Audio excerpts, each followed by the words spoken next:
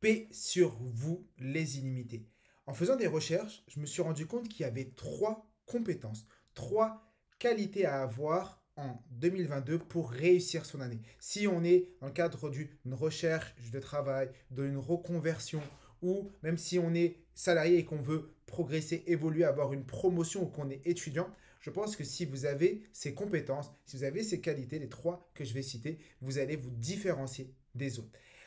En faisant des recherches, je me suis rendu compte qu'on parlait souvent de hard skills et de soft skills. Les hard skills, c'est nos compétences techniques. C'est les compétences qu'on va avoir, exemple, sur un CV. On va voir que les gens vont nous mettre, ben moi, je gère le pack office. Moi, je suis très bon euh, sur tel ou tel outil. Et ils vont citer tous les outils pour lesquels ils ont une expertise. Ils vont même noter, ils vont dire que je suis très bon sur la suite Adobe, sur Word, ou tous ces outils-là. Mais le sujet, c'est qu'aujourd'hui, on est tous bons dans ça. Parce que voilà, on a fait nos études, un bac plus 2, un bac plus 5 ou autre, ou que on s'est formé aujourd'hui sur le marché du travail, ou même pour se différencier des autres, un employeur va chercher les compétences douces, les soft skills. Ça veut dire que les soft skills, c'est quoi? C'est les compétences, les comportements humains que chaque personne a.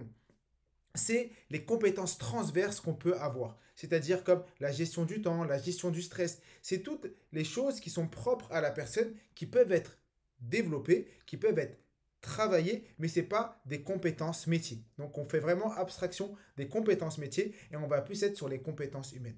Et concernant ces compétences, j'en ai défini trois et je pense que si vous les avez, si vous les travaillez, vous allez pouvoir vous différencier des autres et être des illimités parce que c'est des choses que beaucoup de personnes connaissent mais ne mettent pas en application. Et la première compétence que je vous invite à développer, la première capacité à développer, c'est la gestion du temps.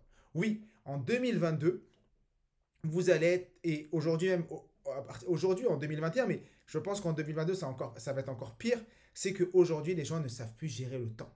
Ils arrivent au travail, ils arrivent à l'école, ils se réveillent, mais la journée passe très très vite et ils ne gèrent pas leur temps. Ils vont se faire des to-do list incroyables et quand ils vont faire le point, ils ne vont pas réussir à gérer ça. Et un employeur ou même un étudiant, bah, un employeur vis-à-vis de son salarié, il a besoin que son salarié soit productif et même qu'il soit efficient. Regardez les anciennes vidéos où je parle de l'efficience, la différence entre l'efficacité et l'efficience.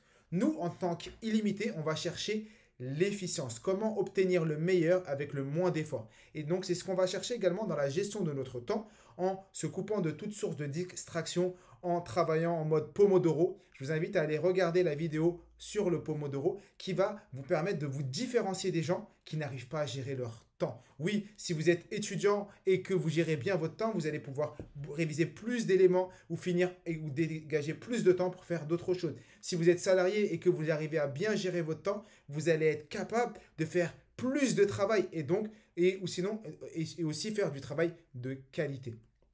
Donc ça c'est la première compétence que je vous invite à développer, le premier soft skills que je vous invite à développer. Le deuxième et qui est pour moi aussi fondamental, bah, j'en ai fait aujourd'hui ma passion, je fais que ça et j'enseigne cela, c'est apprendre à apprendre. Oui, ce soft skill est incroyable. On vit dans un monde où tout va très vite, où le changement est perpétuel. On dit que d'ici 10, 15, 20 ans, 80% des métiers qui existent aujourd'hui n'existeront plus et le monde change. Il y a des choses qui existaient, il y a des métiers qui existaient il y a 10 ans qui n'existent plus aujourd'hui. Et inversement, des métiers qui existent aujourd'hui qui n'existeront plus dans 10 ans. Et donc, si vous avez la capacité d'apprendre à apprendre, vous avez la capacité à vous transformer. Vous devenez qui?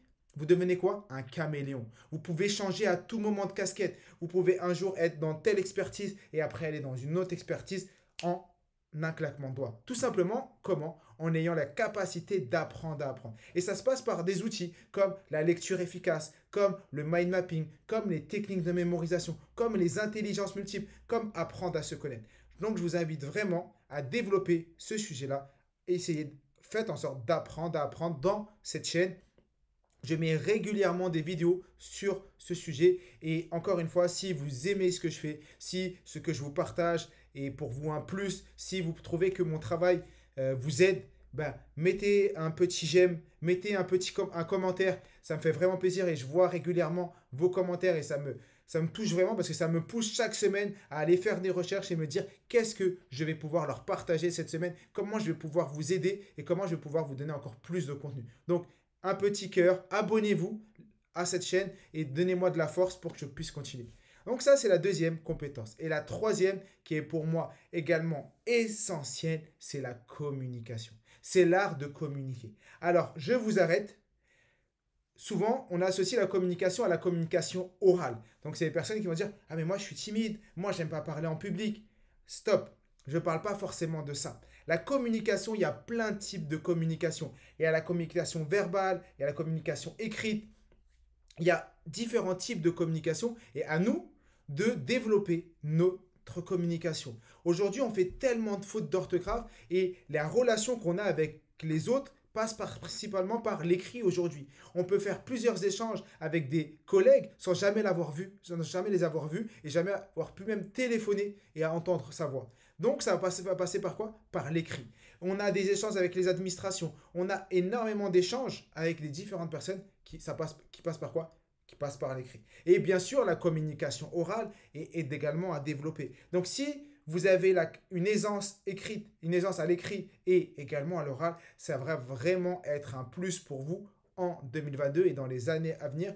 Donc je vous invite à développer cela. Ça va. Je sais que pour moi, j'ai développé mes compétences orales. Comment? Grâce à la lecture. Parce qu'à force de lire régulièrement, j'ai engrangé plus de vocabulaire.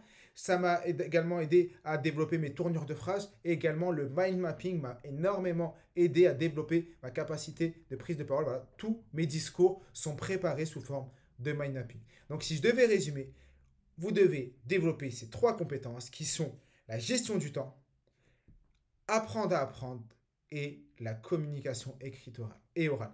Je vous souhaite une très très belle fin de journée. Je vous dis à très bientôt et je vous rappelle, n'hésitez pas à vous abonner et je suis tué. Nous sommes tous des illimités.